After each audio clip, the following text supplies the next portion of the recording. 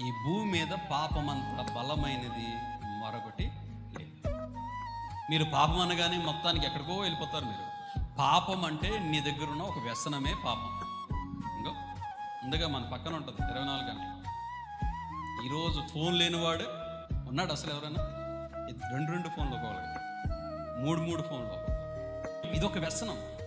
ఈరోజు చెప్పాలంటే సాతానుగాడు వ్యసనం అంతా ఎందులో పెట్టాడు?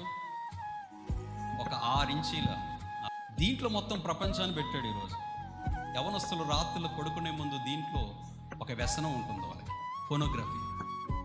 ఈరోజు చాలామంది యవనస్తులు భ్రష్టులైపోవడానికి ఊహ తెలియనటువంటి వయసుకు రాగానే రకరకాల కోరికలతో భ్రష్టులైపోతున్నారు. ఈరోజు చాలామంది పిల్లలు మైనర్స్ ఎందుకు అయిపోతున్నారంటే ఈరోజు ఫోన్లు నెట్ ఉంటే చాలని దొరికేస్తున్నారు. ఇదొక వ్యసనం. చాలామందికి ఫోన్ రాత్రులు పడుకోవట్లే ఈ మధ్య. ఒకప్పుడు త్వరగా పడుకునేవారు, 10 గంటలకు 9 గంటలకు పడుకునేవాళ్ళు.